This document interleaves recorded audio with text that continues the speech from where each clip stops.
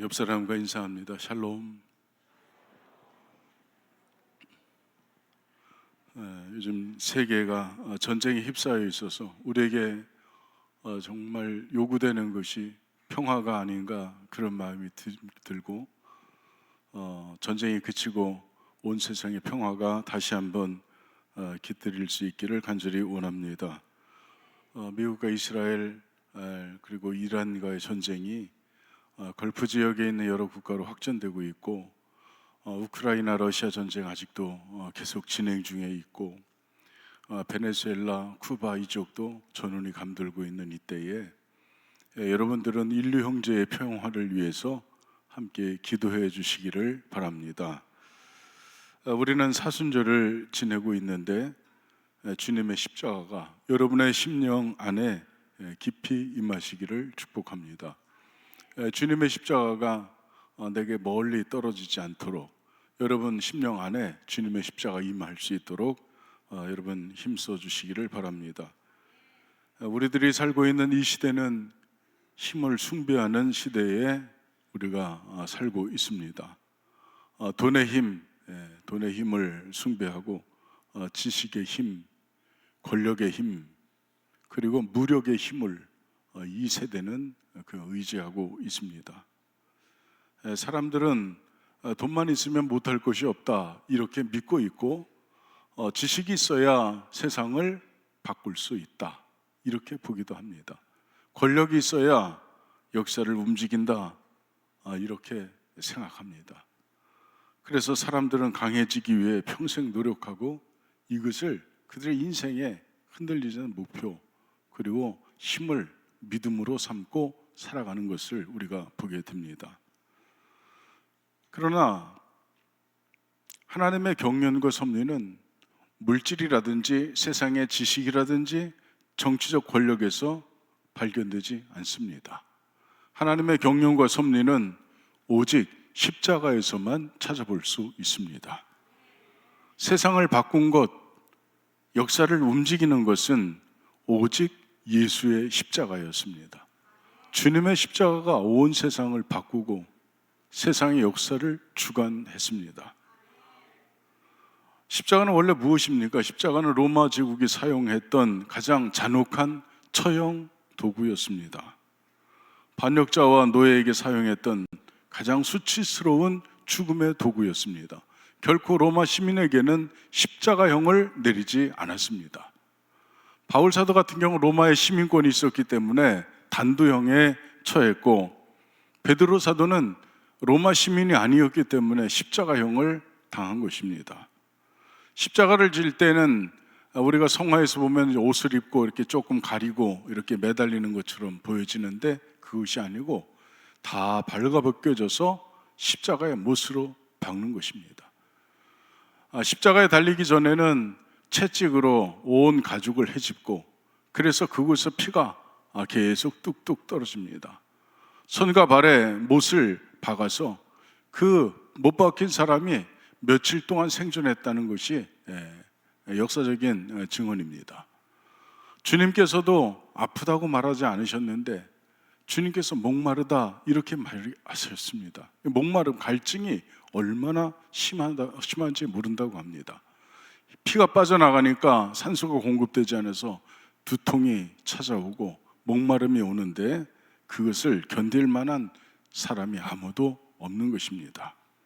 그런 치욕과 참담한 수치스러운 죽음의 도구 십자가였습니다. 그런데 어느 누가 생각이나 했겠습니까? 그 처형 도구가 2000년 동안 전 세계에 세워졌다는 것을 누가 알기나 했겠습니까? 모든 사람을 구원할 상징이 될 줄은 아무도 몰랐습니다. 오늘 본문에서 사도 바울은 고린도전서 1장 18절에서 이렇게 말하고 있습니다. 십자가의 도가 멸망하는 자들에게는 미련한 것이요 구원을 받는 우리에게는 하나님의 능력이라 이렇게 말했습니다. 사랑하는 조양교회 성도 여러분, 우리는 알아야 합니다. 십자가는 왜 능력인지, 십자가는 어떤 능력을 갖고 있는지 우리는 그것을 알아야 합니다. 오늘 말씀을 통해 십자가의 세 가지 능력을 함께 살펴보면서 여러분이 십자가의 능력을 실제로 체험하고 여러분의 그 삼으시기를 축복합니다. 첫 번째는 십자가는 인간의 지혜를 심판하는 하나님의 능력입니다. 여기서 말하는 인간의 지혜는 욕망과 탐욕에서 출발하는 지혜를 말합니다. 사람의 지혜는 다분히 죄의 기원에 뿌리를 둔 지혜라고 생각할 수 있습니다.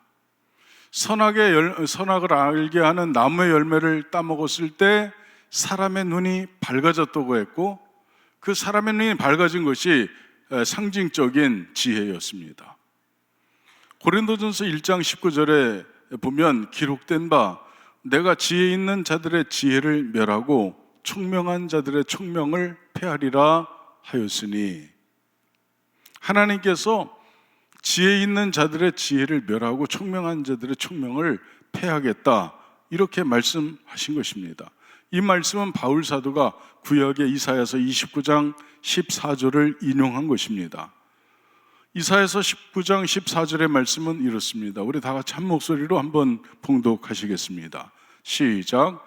그러므로 내가 이 백성 중에 기이한 일, 곧 기이하고 가장 기이한 일을 다시 행하리니 그들 중에서 지혜자의 지혜가 없어지고 명철한 자의 총명이 가려지리라. 아멘. 기이하고 가장 기이한 일을 다시 행할 것이다. 하나님께서 이 일을 행하시는데 지혜와 명철, 지혜와 총명이 하나님께로부터 기인된 것이라면 패할 이유가 없는 것입니다. 그런데 이 지혜와 총명은 하나님으로부터 기인된 것이 아닙니다. 이사야 시대에도 이스라엘은 하나님보다 자신들의 정치적 판단과 인간적 지혜를 의지했습니다. 북쪽에 있는 아시리아 그리고 바벨로니아, 이쪽 지역의 침입이 기정사실화되었고, 그것을 이스라엘 백성들은 하나님 의지하고 하나님 안에서 돌파구를 찾아야 했는데, 하나님의 말씀에 언제나 불순종하고 그들은 자신들의 정치적 판단과 인간적 지혜를 가지고 이것을 해결하려고 했다는 것입니다. 그래서 하나님은 선언하셨습니다. 인간의 지혜와 스스로 자만하게 하는 총명을 내가 무너뜨리겠다, 이렇게 말씀하신 것입니다. 여러분 누구 의지합니까? 여러분 자신을 의지합니까? 여러분의 총명과 여러분의 지혜를 의지합니까? 저는 여러분에게 부탁드리고 싶습니다. 내려놓으십시오. 말씀으로 돌아가십시오. 십자가 사랑으로 다시 돌아서십시오. 지금 이 땅이 하나님 반대쪽으로 가고 있지 않습니까? 탐욕을 향해서, 물질을 향해서, 힘을 향해서, 권력을 향해서 모든 세상의 정치가들이, 지도자들이 그렇게 가는 것 같습니다. 그러나 우리 그리스도인들은 다시 한번 하나님께로 돌아갈 수 있기를 간절히 바랍니다. 인류의 역사를 보면 인간은 언제나 자기 지혜로 구원을 찾으려고 했습니다. 그러나 인간의 문제는 단순한 무지가 아니라 죄로 인한 영적 타락이었습니다. 그것이 인간의 문제입니다. 여러분, 똑똑한 사람이 죄 많이 짓습니까? 멍청한 사람이 죄 많이 짓습니까? 대답하지 마십시오. 사기치는 사람들 보니까 똑똑한 사람 사기치고요. 법의 그 틈새를 어쩌면 그렇게 잘 비집고 다니는지 참 혀를 찰 일입니다. 그들은 스스로 지혜 있다고 생각하고 스스로 똑똑하다고 생각합니다. 그러나 하나님은 보고 계실 줄 믿습니다. 세상에서 사람들 판단할 때 이렇게 얘기합니다. 그 사람 인간성은 별로야. 그런데 일은 잘해. 이렇게 얘기하는 사람들이 많습니다. 사람이야 좋지, 팀이 해서 그렇지. 세상은 언제나 이렇게 선한 것을 비틀고 반대로 여기는 경우가 많이 있습니다. 그러나 하나님은 그렇지 않습니다. 여러분의 선함이 하나님 앞에서는 의가 되고 능력이 될 줄 믿습니다. 여러분, 말씀 앞에 순종하고 말씀 앞에 무릎 꿇는 사람이 강자입니다. 하나님 앞에 기도하는 사람은 약한 사람이 기도하는 것이 아니라 하나님을 믿고 의지하는 강한 사람이 하나님 앞에 기도하는 것입니다. 그러니 여러분, 하나님 안으로 들어갈 수 있기를 바랍니다. 이렇게 단순한 무지가 아니라 죄로 인한 영적 타락이 인간의 문제라면, 그래서 인간의 문제는 지혜로는 하나님을 알 수 없다는 것입니다. 여러분, 하나님을 알고 있습니까? 그분의 이름을 알고 있습니까? 그분의 음성을 들어봤습니까? 그분이 어떤 존재인지, 그분의 규모, 그분의 범주를 여러분 헤아릴 수 있습니까? 우리는 알지 못합니다. 로마서 1장 21절의 말씀입니다. 하나님을 알되 하나님을 영화롭게도 아니하며 감사하지도 아니하고 오히려 그 생각이 허망하여지며 미련한 마음이 어두워졌나니, 이렇게 말씀하고 있습니다. 생각이 허망해졌고 미련한 마음이 어두워졌다는 것입니다. 아무것도 보지 못하는 캄캄한 가운데 우리는 인생이라고 살아가고 있습니다. 인간의 지혜는 발전했지만 인간의 마음은 심히 타락해서 하나님께서 누구 하나 쓸 사람이 없을 정도로 인재의 인물을 발견할 수 없을 만큼 이 땅은 그렇게 참담하게 무너지고 있습니다. 그래서 하나님은 인간의 철학이 아닌 십자가라고 하는 전혀 다른 방식으로 구원의 역사를 시작하신 것입니다. 여러분의 의로 되는 것이 아니고 오직 그분의 사랑으로, 오직 그분의 주권으로, 오직 십자가로 우리는 구원을 얻는 것입니다. 본문의 배경이 되는 도시가 고린도였는데, 고린도 역시 지혜와 철학을 자랑하던 도시였습니다. 헬라 세계가 다 그랬던 것처럼 지혜를 숭배하는 문화가 온 세상을 뒤덮고 있었습니다. 지금도 마찬가지입니다. 헬라의 철학자들은 광장에 모였습니다. 아고라라고 하는 광장에 모여서 지혜를 토론하고 인생을 논하고 그리고 진리를 탐구했습니다. 물론 이들이 탐구해낸 것이 인류 사회에 얼마나 유용한지 알지 못합니다. 여러분은 삼각형 내각의 합이 180도인 것을 어떻게 아셨습니까? 어떻게 아셨습니까? 철학자들이 그것을 말해준 것입니다. 여러분, 우리가 미분이 아니면 우리가 어떻게 이렇게 꼬불꼬불한 곳에 면적을 잴 수 있습니까? 우리는 잴 수 없습니다. 그런데 이런 공식을 찾아낸 사람들이 바로 그 지혜자들인데, 그 철학자들, 지혜자들이 이 진리를 탐구해서 우리를 많은 생활의 편의를 주기도 했습니다. 그들에게 중요한 것은 이것이었습니다. 논리적인가? 지적으로 설득을 할 수 있는가? 이것입니다. 그러니 그 사람이 이야기하는 그 학설을, 그 논리를 내가 받아들일 수 있으면 인정하는 것이고 내가 받아들일 수 없으면 인정하지 않는 것입니다. 그런데 복음은 무엇이었습니까? 하나님의 아들이 죄인을 위해서 십자가에 죽었다는 것이 복음이었습니다. 그들에게 하나님이 죄인을 위해서 형벌을 받았다는 이것은 도저히 이해할 수 없는 이야기가 되는 것입니다. 어떻게 신이 인간을 위해서, 인간이 신을 위해서 있는 것이지 어떻게 신이 인간을 위해서 있는가, 존재하는가, 그들은 받아들일 수 없습니다. 제우스든 헤라든 어떤 신이든 다 인간을 지배하고 인간을 이용하는 신들이었습니다. 그들이 알고 있는 신은 그런 신입니다. 고린도전서 1장 23절에 보니까 우리는 십자가에 못 박힌 그리스도를 전하니 유대인에게는 거리끼는 것이요 이방인에게는 미련한 것이로되. 아멘. 십자가는 누구도 이해하지 못했습니다. 유대인들은 거리끼는 것이었습니다. 왜입니까? 나무에 달려 죽은 자는 모두 저주를 받은 자라고 했으니 나무에 달린 예수 그리스도를 저주받은 자로 여겨야 되는데 어떻게 그를 구주로 영접할 수 있겠습니까? 이방인들에게는 미련한 것이었습니다. 그것이 어떻게 진리가 될 수 있는가 하는 것입니다. 헬라 사람들에게 십자가는 논리적으로 말이 안 되는 이야기였습니다. 어떻게 신이 인간이 되고 그리고 그 인간이 가장 비참한 죽음을 당한다는 말인가? 그것 때문입니다. 그러나 하나님은 바로 그것을 통해서 말씀하십니다. 너희의 지혜로는 나를 알 수가 없다는 것입니다. 아멘. 하나님의 그 사랑을 우리가 어떻게 잴 수 있고, 우리가 어떻게 이해할 수 있고, 그 하나님의 사랑을 짐작이나 할 수 있겠습니까? 그러니 오직 그분이 당신을 우리에게 열어 보여주시지 않으면 우리는 알 수가 없는 것입니다. 여러분, 인간의 지혜가 얼마나 위대해 보입니까? 우주를 탐사하고 인공지능을 만들고 과학과 의학을 발달시켰습니다. 질병을 극복하고 놀라운 성과를 지금 내고 있습니다. 여러분은 거의 100년을 산다고 합니다.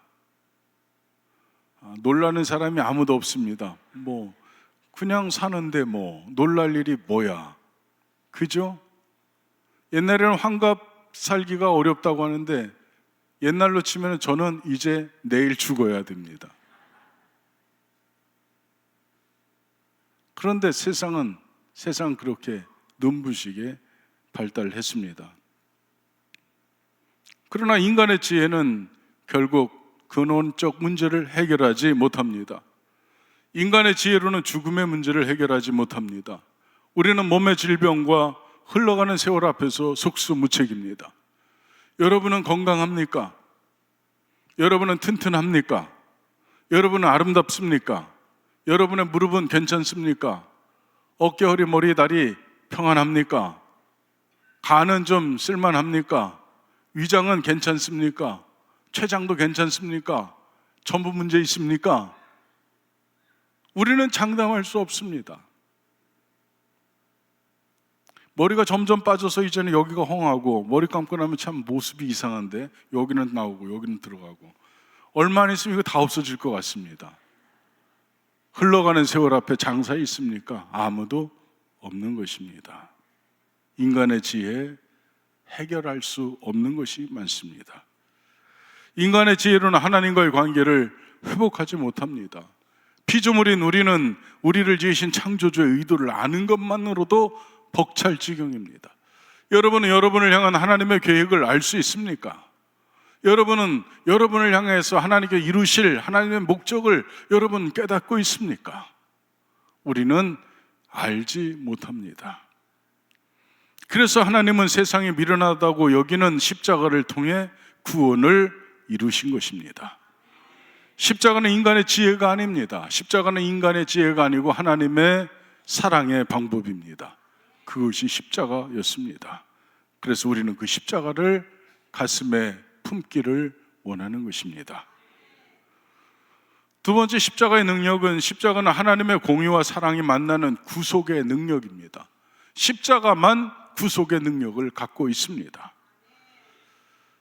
본문 18절에 보니까 십자가의 도가 멸망하는 자들에게는 미련한 것이요 구원을 받는 우리에게는 하나님의 능력이라고 했는데, 여기서 중요한 단어가 능력입니다.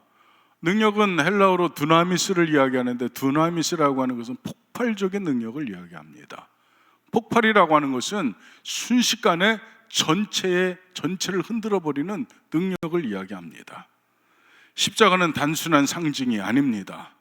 구원을 이루는 실제적인 능력을 말하는 것입니다. 그러니 여러분의 인생이 실제적으로 구원을 얻기를 원한다면 십자가가 여러분의 삶 가운데 실존해야 합니다. 실제해야 합니다. 왜 십자가가 구원의 능력입니까? 그 이유는 십자가에서 우리의 죄의 문제가 해결되었기 때문입니다. 사실 죄의 문제는 해결할 수 없는 것 아닙니까? 죄를 무엇으로 지웁니까? 세제로 지웁니까? 락스로 지웁니까? 황산으로 지웁니까? 뭘로 지웁니까? 지울 수 있는 것이 아닙니다. 죄는 누군가가 없이 해 주어야 되는데, 우리가 지은 죄를 우리 스스로 없이 하기 위해서는 우리가 죽어야 합니다. 우리가 멸망받아야 합니다. 우리가 죄의 삭스를 가지고 지옥불에 들어가야 합니다. 그런데 그렇게 하면 안 되지 않습니까? 그래서 우리 스스로 해결할 수 없는 이 죄의 문제를 십자가가 해결하는 것입니다. 성경은 이렇게 얘기합니다. 죄의 삭은 사망이다, 이렇게 말합니다. 죄에는 반드시 대가가 지불되어야 하는 것입니다. 하나님은 공의로운 하나님이시기 때문에 죄를 결코 묻고 하실 수가 없는 것입니다. 그래서 예수님은 우리 대신 십자가에서 죽으신 것입니다. 아멘. 여러분, 예수 그분이 누구신지 아십니까? 예수 그분이 2000년 전 베들레헴 마구간에 태어난 한 인간이라고 생각되는데 그것으로 끝나는 것이 아니고 그분은 하나님이셨고 그분은 우리의 모습을 입고 이 땅에 오신 분이고 그분은 우리를 사랑하셨고 그 사랑 때문에 당신의 생명 우리에게 주셨고 우리를 죄 없다 하시기 위해서 십자가 지셨고 우리를 의롭다 하시기 위해서 십자가에서 부활하신 줄 믿습니다. 그분이 하나님이신 것입니다. 독생자라고 하는 것은, 하나님의 아들이라고 하는 것은 그분과 동일 본질이라고 하는 말씀이 되는 것입니다. 그래서 십자가는 패배의 상징이 아니라 대속의 사건이 되는 것입니다. 고린도후서 5장 21절에 보니까 하나님이 죄를 알지도 못하신 이를 우리를 대신하여 죄로 삼으신 것은, 우리를 대신해서 죄로 삼으셨다. 내 죄 때문에 내가 죽어야 되는데 그분이 우리의 죄 때문에 그렇게 되셨다는 말씀입니다. 로마서 3장 25절에 보니까 이 예수를 하나님이 그의 피로써 믿음으로 말미암아 화목제물로 세우셨으니, 여러분 화목제물은 어떻게 죽는지 아십니까? 화목제물은 각을 떠서 피를 받고 각을 떠서 그것을 나무 위에 올려놓고 불에 태우고 그 피는 속죄소에 뿌려서 그렇게 죄를 무효화시키는 것입니다. 그것이 화목제물입니다. 그런데 우리 주님 예수께서 나를 위해 화목제물로 하나님 앞에 드려진 것입니다. 십자가에서 일어난 사건은 이것입니다. 하나님의 공의를 위해서 죄를 심판한 장소가 십자가였고 하나님의 사랑을 드러내기 위해서 죄인을 구원한 장소가 십자가입니다. 그러니 십자가에서 하나님의 사랑과 하나님의 공의가 동시에 나타난 것입니다. 그래서 십자가는 신비고 십자가는 구원의 능력이 되는 것입니다. 여러분 모두가 구원의 능력인 십자가가 여러분 안에 있기를 축복합니다. 세 번째로 십자가는 삶을 변화시키는 능력입니다. 고린도전서 1장 24절에 보니까 오직 부르심을 받은 자들에게는 유대인이나 헬라인이나 그리스도는 하나님의 능력이요 하나님의 지혜니라. 아멘. 십자가의 능력은 단순히 죄사함에 끝나지 않습니다. 십자가는 사람을 완전히 바꾸는 능력입니다. 역사를 보면 수많은 사람이 십자가 때문에 변화되었습니다. 방탕과 쾌락을 쫓던 사람이 성자가 되었습니다. 우리가 아는 어거스틴, 성 프란시스 다 이런 사람들입니다. 노예 무역상이 목사가 되었습니다. 뉴턴, 어메이징 하나님의 은혜를 작곡한 뉴턴, 노예 무역상이었습니다. 인신매매범이었습니다. 그 사람이 목사가 된 것입니다. 술과 폭력으로 유명했던 주목배 두목, 그 사람이 복음의 전도자가 되었습니다.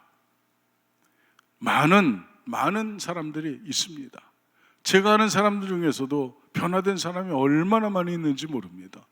평택에 있을 때는 어느 분이 새 신자가 왔는데 안호용 권사님이 저한테 와서 목사님 조심하세요. 제 약쟁이입니다. 약쟁이가 무슨 감기약 먹는 사람이 아니고 마약 환자라는 거예요. 그런데 그 사람이 놀랍게 변화되는 것을 보았습니다. 권사님 되셨습니다. 얼마나 신실한지 모릅니다. 그의 이전 삶을 완전히 청산했고 하나님 앞에 신실한 기독교인이 되었습니다. 여러분은 어떻습니까? 여러분도 변화되었습니까? 여러분도 십자가로 변화되었습니까? 우리는 그것을 산모하는 것입니다. 대표적인 사람은 사도 바울입니다. 그는 교회를 핍박하던 사람이었습니다. 그러나 예수님을 만난 후 인생을 완전히 바꾼 사람입니다. 그는 이렇게 고백했습니다. 내가 그리스도와 함께 십자가에 못 박혔나니, 아멘. 자기 자신과 예수 그분을 동일시했습니다. 아멘. 여러분도 십자가에 여러분 자신을 못 박을 수 있기를 간절히 축복합니다. 십자가의 능력은 사람의 가치관을 바꾸는 것입니다. 여러분 혹시 여러분 자녀에게 이렇게 요구합니까? 여러분 자녀들을 어떻게 가르치고 있습니까? 대부분 높아져라, 성공해라, 남보다 앞서라 이렇게 가르칠 것 같습니다. 맞습니까? 네, 웃는 분들은 다 그렇게 가르치는 것 같습니다. 그런데 십자가에 달리셨던 주님은 십자가를 지고 있는 우리에게 이렇게 말씀하십니다. 겸손해라, 섬기는 자가 되라, 사랑해라, 이렇게 말씀하십니다. 우리는 높아지기를 원하고, 우리는 성공하기를 원하고, 우리는 앞서기를 원하는데 주님께서는 겸손하기를 원하고, 섬기는 자가 되기를 원하고, 사랑하는 자가 되기를 원하시는 것입니다. 십자가의 능력은 사람의 삶의 방향을 바꾸는 것입니다. 그래서 진짜 그리스도인은 십자가 없는 삶을 살 수가 없는 것입니다. 그러나 여러분 십자가 지고 주님 쫓아가시기를 바랍니다. 주님 말씀하셨습니다. 누구든지 나를 따라오려거든 자기를 부인하고 자기 십자가를 지고 나를 따를 것이니라. 아멘. 우리는 그리스도인이고 우리는 예수 그리스도의 말씀으로 사는 존재입니다. 여러분에게 십자가는 목에 거는 장식이 아닙니다. 여러분의 십자가는 여러분의 삶의 방식이 되어야 될 줄 믿습니다. 우리는 십자가로 사는 십자가의 사람들입니다. 사랑하는 조양교회 성도 여러분, 세상은 아직도 십자가를 미련한 것으로 알고 있습니다. 그러나 우리는 알고 있습니다. 십자가는 하나님의 능력이라는 사실을 우리는 알고 있습니다. 십자가는 인간의 지혜를 무너뜨리고 죄인을 구원하고 삶을 변화시키는 능력이 십자가에는 있습니다. 그래서 우리는 다른 것을 자랑하지 않을 것입니다. 사도 바울처럼 고백합니다. 나는 우리 주 예수 그리스도의 십자가 외에는 결코 자랑할 것이 없다. 여러분도 그렇게 고백할 수 있기를 간절히 바랍니다. 사랑하는 성도 여러분, 오늘 다시 십자가를 꽉 붙들 수 있기를 간절히 바랍니다. 십자가 안에 구원이 있습니다. 십자가 안에 능력이 있습니다. 십자가 안에 새로운 인생이 있습니다. 그리고 하나님은 오늘도 십자가의 능력으로 여러분의 삶을 새롭게 하시기를 원하실 것입니다. 여러분의 삶 가운데 십자가가 임하기를 간절히 축복합니다. 아멘.